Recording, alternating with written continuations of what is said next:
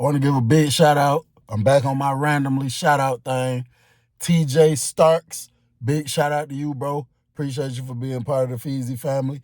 And Dexter Jones, appreciate you for being part of the Feezy family. Let's get it.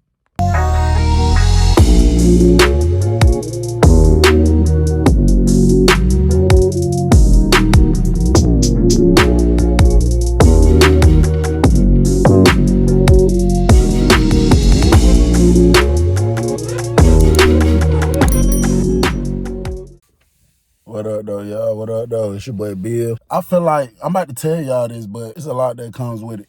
In this lifetime, bro, I feel like a lot of us live our life so caught up and focused on opinions of others. I think we need to learn to be true to ourselves. Like, you got to think how many people live a life based off of how another person feels, how another person thinks. And at the end of the day, that's just their opinion, folks. None of that matters. You see what I'm saying? We don't be true to ourselves. We don't live. A lot of us are not living life for ourselves. A lot of us really has never learned to love ourselves and value our own opinions and stuff. How many times, just being honest, how many times have you went and bought some new J's or something simply because this person over here keep the new J's, or that girl over there, every time she see a dude with new J's, she like, "Ooh, you got a new J." She want to be in your face, bro. None of that matters, bro. What about how you feel? What about what you think? You know you want to save your money to do this, but you so focused on what everybody else doing, or they gonna say, "Oh, you got them ugly ass Adidas on." That's his opinion. If it makes you feel good, who gives a damn what he think about some damn Adidas? I'm serious though. So in the prison, it's like that also. People do that also. People do that exact same thing. And it's like everybody is so caught up in how everybody else feels, how everybody else thinks. Now, this is a crazy story. Now, before I jump right into it, at the end of this video, my big brother, my same brother that made that song, "I'm Messed Up in the Head," that a lot of y'all likes, he got another song called Opinions. And I tied the song in with a situation, and I'm going to give it to y'all. At the end of the video, I'm going to play the song, and I'm going to drop the link for y'all who want to check it out. This is one of my favorite songs, bro. I listen to this song probably every day, multiple times a day. So check this out. I'm locked up with a guy. This guy was a civilian. He was my roommate, actually. We was roommates for probably about 3 weeks. And it's so crazy because I used to watch him watch the gang members, right? And he used to always come to me talking about it. I never gave a damn, but he always talks about it, but like in an excited type of way. You know what I'm saying?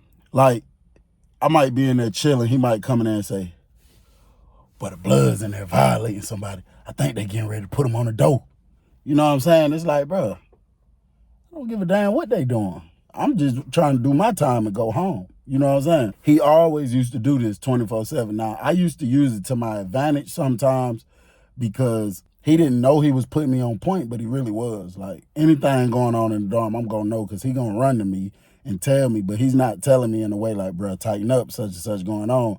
He used to come just in a way like, "Yeah, but they got this and that going on. It's crazy." Then I used to watch him sometimes, and it's like on his face, like I used to almost see excitement almost. We locked down one night. We in there cooking. We just cooked a little meal. We putting it together. And I'm looking at it. He keeps looking out the door. Now, somebody had just got hit with the candy bars. The reason we was locked down, it was some gang members.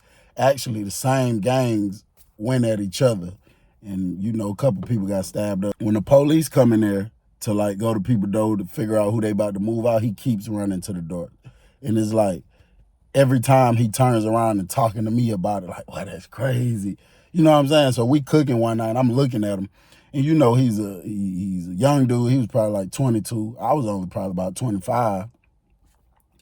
And, you know, I was just looking at him, bro, and I got follower vibes. You know what I'm saying? So it was just something jumped on my spirit and told me to tell him something. And he never said nothing to me about joining no gang or nothing. But I told him while I was sitting here getting these noodles right in this bag, I say, "Bro, Always be true to yourself, bro. Always be true to you. Don't never, ever try to do nothing because of what other people do and based off opinions of other people. You know what I'm saying, bro? Always do you. So he like, oh, nah, shout it. Shout it. I don't care about what nobody say, what nobody think of me, shout it. I'ma always be me, shout it. So I said, hey, you ever thought about joining the gang? He said, hell no, that gang stuff lame to me, shout it. I'd never join no gang. Woo. I'm like, all right, cool.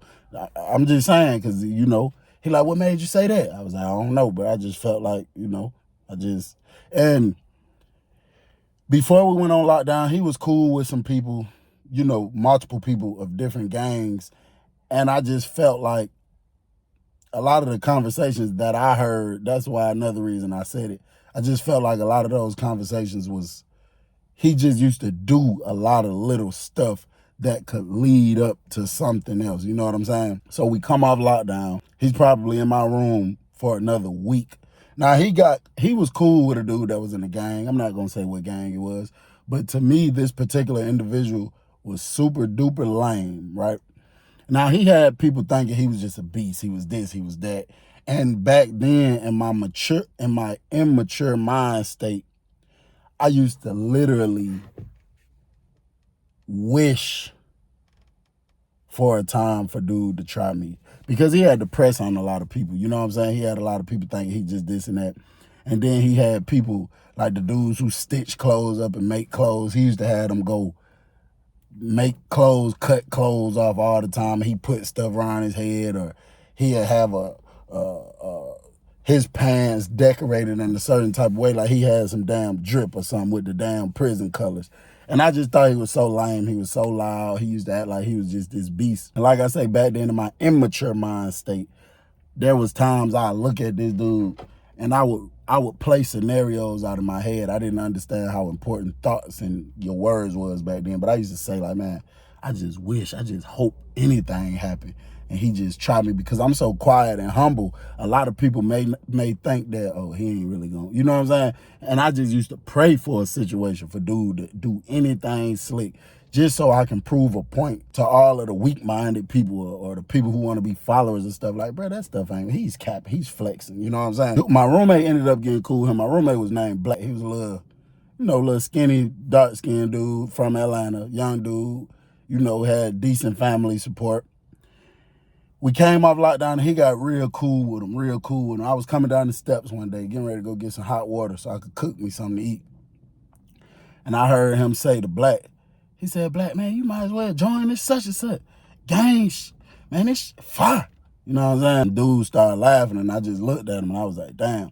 So probably like the next day, I see Black coming down the range and he got his pants decorated in a certain type of decoration, the same way Bro had. Then he got like this little, he got a state shirt, right? He had one of the white boys that make the clothes and stuff. He cut the shirt out into the length of a bandana. He got a colored pencil, colored the bandana a certain type of color, and stitched it up on the end so it kind of looked like a bandana for real, and tied it around his damn head, walking around like that. And I'm like, damn, that's crazy.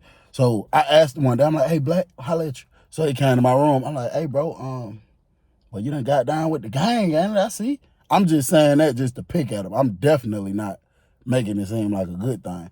So he was like, oh, hell nah, man, you know, I'm just cool, bro, man. Now, I wanted to tell him some things about dude, but I didn't want to get, you know, in the category of gossiping or talking behind people's back or something like that. So I really didn't say it, but I really, in my mind, I was like, damn, bro, you was just a cool little dude. You was quiet. You was out the way. Now you run around here with him. You making noise around the dorm. Like, bro, you really starting to look like a goofy. That's what I really wanted to tell him. You know what I'm saying? I'm just like, damn, bro. I'm just looking at him and stuff. So I knew for a fact I was not tripping, bro. Like I say, bro, the dude started getting tied up a little more and more. He used to always care about what's going on. He used to always care about what somebody think and stuff like that. And they had just put I'm going to show you how deep this goes into the mental. Usually everything on the clothing package that you could buy for your family is all white. Everything, socks, boxers, t-shirt, everything is all white. They had just put a black pair of ankle socks on the package. Now, of course, people want it because it's something different. I didn't care about it because the black socks was like $2 or $3 more than the white socks. And I just felt like, shit, they still socks.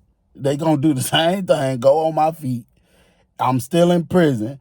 I don't wear socks so people can be like, ooh, look at Bill's socks. Hell nah, I wear socks to cover my damn feet. So I heard somebody tell, the same dude told him one day, talk about, man, you ain't got them black socks, man. You ain't gang, man. You ain't part of the black sock gang, man. You lame as hell. You got on them white socks. And it's so crazy because it's like people started trying to buy them just to say, oh yeah, boy, I got the black socks. And it's so crazy. Dude comes to me.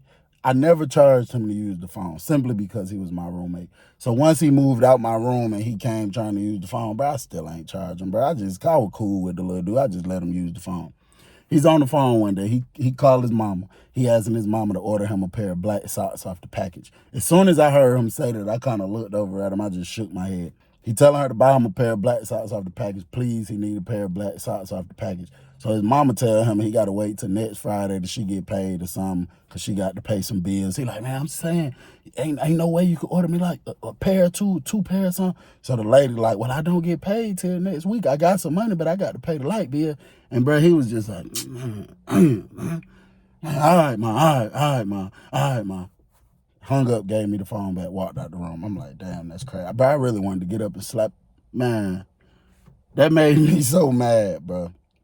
I'm like, damn, you talking to your mama, trying to handle your mama like this because you trying to keep up with what some goofies doing? You know what I'm saying? That's when I started realizing how important it is, bro, to just stay true to yourself. Don't get caught up in those situations with opinions or nothing like that. You know what I'm saying? I'm out there on the top range one day. There's a dude arguing with another dude. Both of these dudes are in two different gangs. Dude arguing with a dude about something. They arguing loud. One dude over here on this side of the door, and the other dude up here on the top range. So I feel like they really not trying to do nothing for real because if they was, you know, they would have been did it. They separated. They just screaming, talking loud. So I'm just standing there on the top range. I think I was eating a bag of chips or something. I'm looking around. I see Black. Now, the dude that's standing on the top range, the gang that he's in, Black is kind of close over there, not next to him, but he's just kind of close in that area. And that was extremely out of character for Black because anybody, bro, that's in prison that is a civilian and that is not affiliated with no gang, if a gang member is arguing with another gang member, you don't stand nowhere near close to that gang member because everybody in the dorm is automatically going to get an impression that you're down with them and you're riding with them and you just over there or whatever the case. But really, you might just be over there chilling, but that's how it looks to everybody else. So it's very important to be conscious of that and try to stay away from all that type of stuff. I take note of it. I'm looking right at Black. I shake my head. I say, this is a retarded little boy. This damn boy got to be damn crazy. And he didn't even have that much time left, bro. Black, I had 9 years. I think Black had like I think he had like 8 years. I know he got out before I did. He had 7 or 8 years to do something like that. Yeah, they going back and forth and stuff. So the dude that's standing down here at the window, he said, man, I don't care about none of that shit. At the end of the day, bro, I ain't with all that talking, bro. I ain't with all that hollering and screaming, all that talking, bro. Hey, bro, stop talking to me, bro. Stop talking to me, bro. So the dude who's standing up here on the top range, he like, you mean? I talk if I want when I feel like talking. I'm going to talk when I feel like talking. So dude downstairs said, hey, bro, if you ain't trying to pop, stop talking to me, bro. If you ain't trying to pop, if you ain't trying to take your whole gang through a war, stop talking to me, bro. Because I'm trying to pop. That's the type of time that I'm on. I'm trying to pop. So the dude that's upstairs, he instantly go in his room. So the dude who downstairs, he whip his candy bar out and go to running towards the steps. While he's running towards the steps, he say, I'm saying, what you saying? What going? What you running your room for? What you going to grab a pistol or something? Now, you know, he talking about a candy bar. It's just they use the free world lingo. So he running upstairs. He like, what you saying? What going? What going? You going to grab a pistol or something?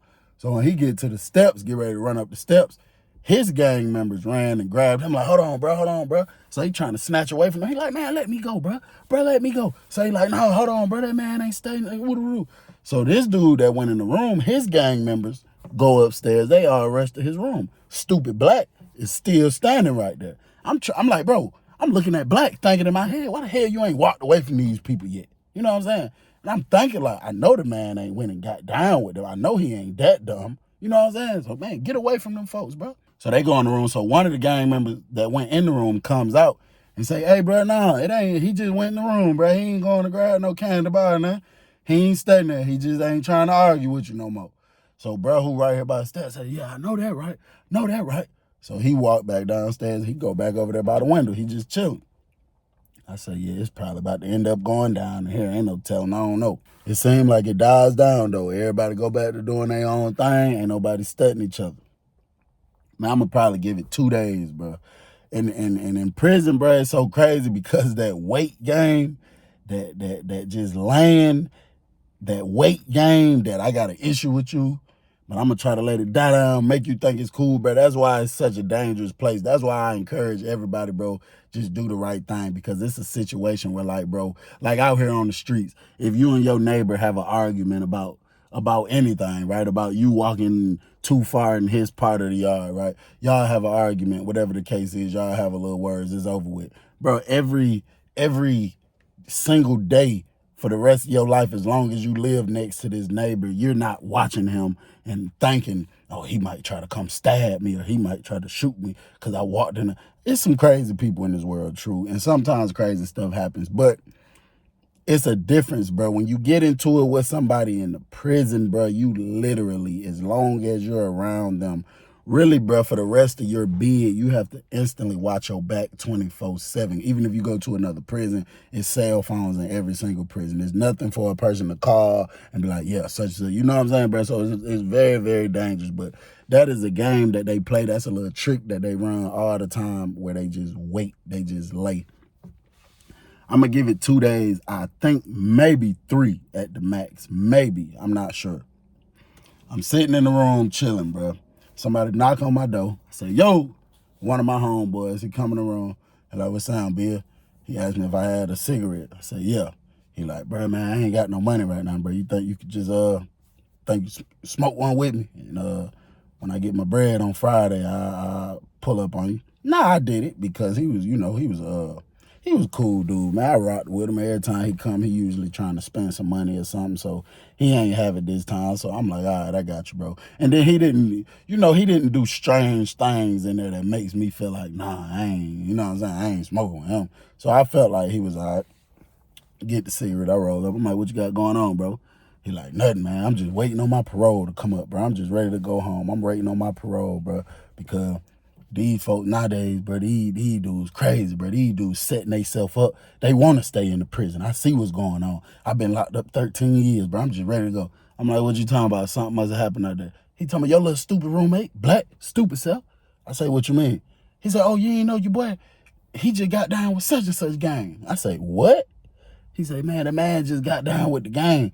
So I'm like, how you know that, bro? He like, man, the folk just took him in the mop closet down there and beat the hell out of him and just brought him back upstairs. He out there now looking crazy. I'm like, bro, ain't no way. So I sit and smoke the cigarette with him. Now I'm talking to him. We get off the subject. We go to talk about something else. But I keep that thought in my mind. I'm really thinking like that. I know Black ain't did nothing stupid like that. Little young dude was a civilian, bro. He wasn't having no issues. He had a few people from Atlanta that rocked with him simply because he was from Atlanta, bro. He didn't have nobody trying to rob him, trying to beat him up, none of that, bro. He was a cool little dude. So we smoked the cigarette. We just sitting here chopping it up, talking about what we're going to do when we get out. Bro had a life, the dude I'm talking to, he had a life sentence. But he did 13 years so far. And he's trying to get paroled out, bro. He just trying to go home. Just lay back, don't mess with nobody. So once we get done smoking, he walk out the room. So I go out. I really don't even want no ice. But I take my cup, I go out the room like I'm going to the ice cooler. Bro, when I walk out the room, I look over to the left. I see Black standing right there with a group of people, doing all kind of stupid handshakes, bro. And I guess this is the process where they're teaching him the gang's handshake. And I just looked over at him. I say, damn, bro, that's a stupid little boy. But I was just thinking, like, it's sad, bro. I can't even be mad at him and just call him stupid. It's really sad, bro. Like, damn, little bro. It ain't even, you know what I'm saying? Like, you don't even know what comes with this, bro. Like, That gang stuff looked so fun and dandy. It seemed cool. It seemed like the guys gonna ride with you. Y'all can go do this and that together, bro. You can be placed in a situation where your whole life can be took behind it, either from the system or from the hands of somebody who's trying to cause serious harm onto you. So I go down there, get the ice. I'm like, that's crazy. By the time I come up, Black done got done with their handshakes. He coming walking this way. When I walk up the steps, I'm acting like I don't see him. I'm looking down, but I'm looking up enough where I can see anybody in front of me. So I seen where, where his foot stopped there. So when I got to the top of the steps, I looked up like that, bro. His left eye, fat, damn near looked like his shit. His bottom lip got a cut going straight across it, like a deep cut. It was still bleeding a little bit, but you could tell he had been applying a lot of pressure to it to stop the bleeding. It was still just dripping a little bit, and he had like 2 or 3 scratches on his face. So when I looked up at him, I said, damn, bro, what the hell happened to you? And he just was like, man. And he walked past me. I'm like, Black.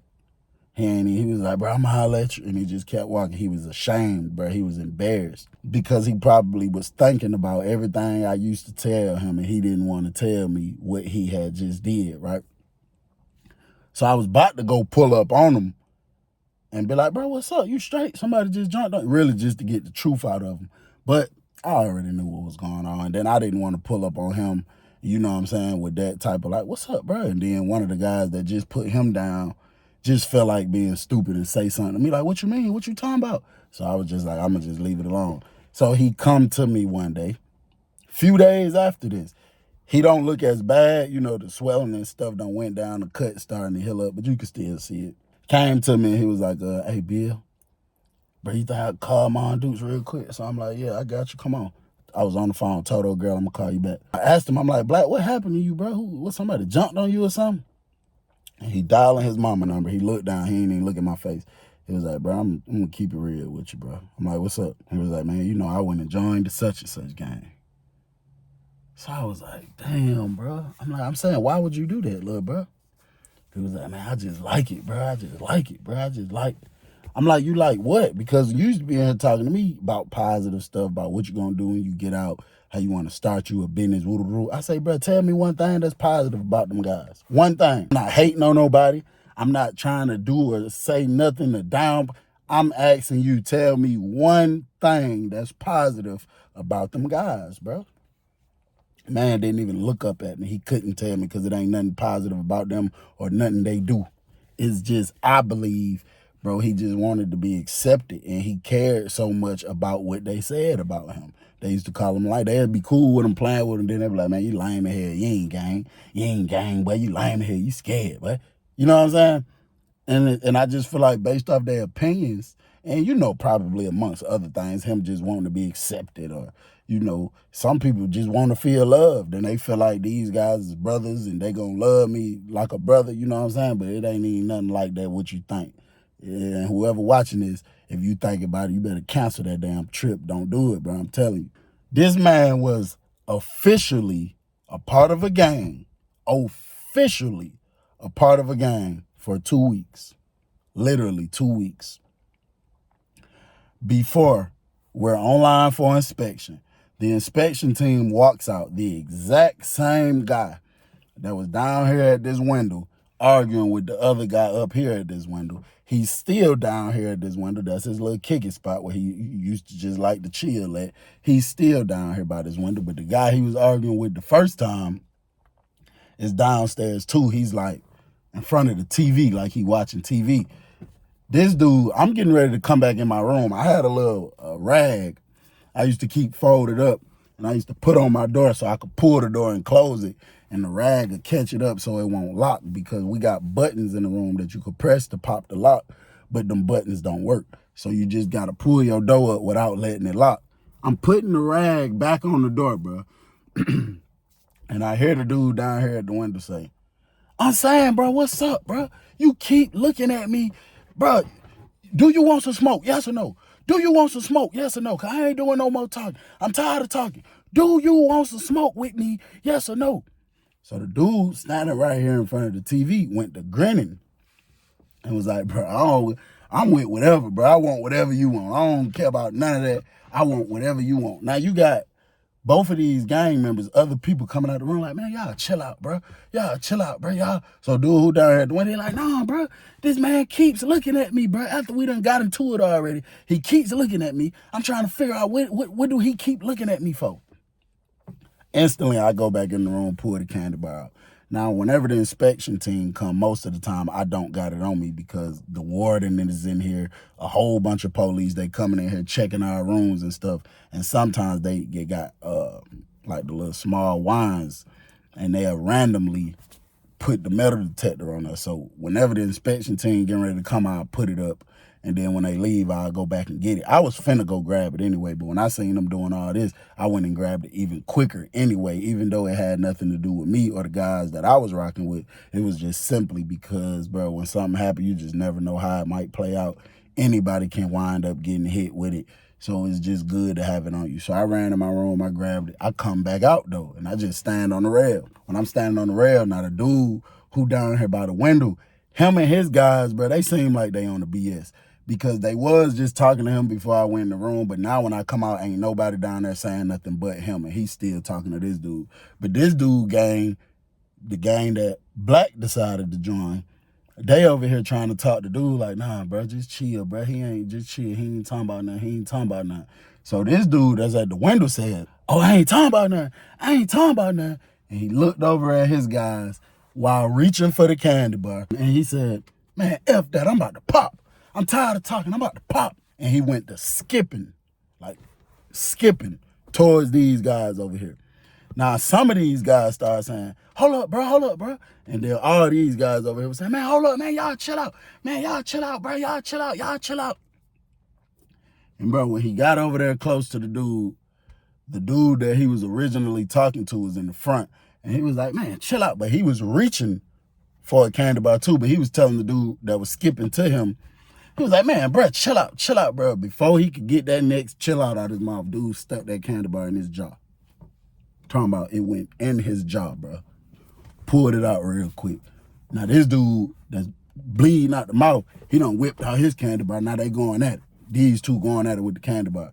But the dude that hit him first, he was going bananas on him, bro. He was going crazy. It was so sad. I whipped mines out. Even though I'm on the top range, it's just, bro, now it done reached the point now where, like, if anybody got issues with you, sometimes when something big pop, even though what just popped ain't got nothing to do with us, they might just try to run up and get they straightening with me because it done already popped. And then they feel like this is a way they might mess around and get away with it because the police might be so focused on this big event going on over here, they might get away with it. So I whip mines out. The few guys that I rock with, I look over for them. I make eye contact with all them. So I do them like this, you know what I'm saying? They all go in their room. I'm standing in front of my room, so I'm not worried about it. I just want to secure my guys, make sure they straight. I'm looking over at them, every one on my seat. I'm like, man, you know what I'm saying? So they go in their room like this. Now, one of them lived right next door to me, so he came and stood next to me with his candy bar out too. He was like, bro, it's crazy. All these guys just went to swing candy bars, all of them.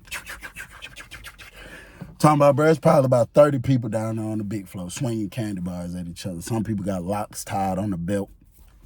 Boop, hitting people in the head with the lock. It's so much to try to pay attention to, bro, but I'm watching them. But at the same time, I'm trying to look over here at the booth. I see the officer in the booth is an old white man. He's standing up looking at the glass. It's so crazy, bro. He's looking, I know for a fact, a good 10 seconds before he pulled his radio off and started screaming something. And it's so crazy. Like, bro, what are you waiting on, bro? 10 seconds is 10 seconds is not a long time, folks, but it's a long time if people getting stabbed. 1, 2, 3, all the way up to 10. Now imagine somebody just hitting you the whole time before the officer decides to call for help. Bro, that is a long ass time, bro. Why this man sat there and watched, I don't know. I believe he was racist on the low anyway. And I just feel like, gotta cover that sign up. I just feel like he felt like, hey, they doing it to themselves. Ha, whatever. That's how I felt. I could be wrong though. The man sat there watching for about 10 seconds before he called the code. So he called the code. So while we still watching it, now they coming like towards us, but they downstairs, but now they coming like towards the steps. And bro looked at me and was like, what's up, bro? You trying to lock down? You trying to go in the room? He asking me this because, you know, people trying to run up the steps. So now it's like, it's damn near finna come up here to where we at. So I'm like, hold on, let's just see what they about to do. You know what I'm saying? Now, if they get up here too close to me, yeah, I'm gonna go in my room because it ain't got nothing to do with me. And all my guys is secured. Me and brother, only two left. We right here. We could easily just go in our room. So I'm like, hold on, it's just so much going on, bro. Man, next thing you know, I'm not even paying attention. I'm looking at these dudes right here by the steps. I hear bruh standing next to me. He hit my arm. He say, look at your boy Black. Look at your boy Black. Look at Black. Look at Black. He hitting me like this. So I'm looking over. He pointing over there, bro. Black is down there on the other side of the steps. It's two, you know, I told y'all it's two pairs of steps in the dorm. It's one on this side of the dorm, one on that side of the dorm. It's like three of them over there by the steps in that dorm, bro. Black was running up the steps. He was running up the steps backwards. He didn't have a candy bar. He had a belt with a lock at the end. He's running up the steps backwards, trying to swing it like this. When I looked at him, I had already seen his shoulder and the back of his head bleeding. He's swinging the lock like this, trying to hit them dudes with the lock, and he fell. And when he fell, bro, them two dudes got on top of him, bro, and started hitting him so many times with the candy bar, hitting him all in his stomach, his chest, his face. One of the dudes stopped hitting him with the candy bar, started kicking him all in the face. I'm like, damn, by this time, they really got up the first part of the steps and was running up the second part. And it's just people trying to run from getting hit with the candy bar. And the dude's chasing them. So I'm like, yeah, let's lock down, bro. So I go in my room, lock the door. He go in his room, lock the door. Now we finna fast forward some years. I'm about to tell y'all what's so funny. It's not funny, but you know what I mean.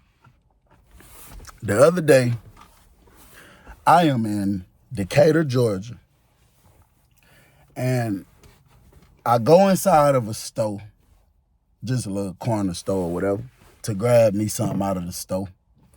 I see a couple young dudes in there, you know what I'm saying? And you know, they look like they might be up to something funny or whatever. I'm not worried about them though. I'm not paying them no attention because I make sure that I secure myself, and you know that don't mean nothing violent. That don't mean nothing crazy. It's just my mind is positive, but I'm prepared for anything at any moment. I'm not really paying them no attention. I'm not really studying them. I go to the register, get what I got to get. I turn around, walking out. I don't even look at them. They right here to my left, but I just keep it straight. So I walk out. I'm getting ready to go to my car. I hear the door open damn near right behind me. Somebody say, bald head. And I turned around and looked back, bro. It was Black. I recognized him instantly. He still looked the identical same. He said, man, see Bill, man, what's up, bro? So I go over there, I'm chopping it up with him for a minute.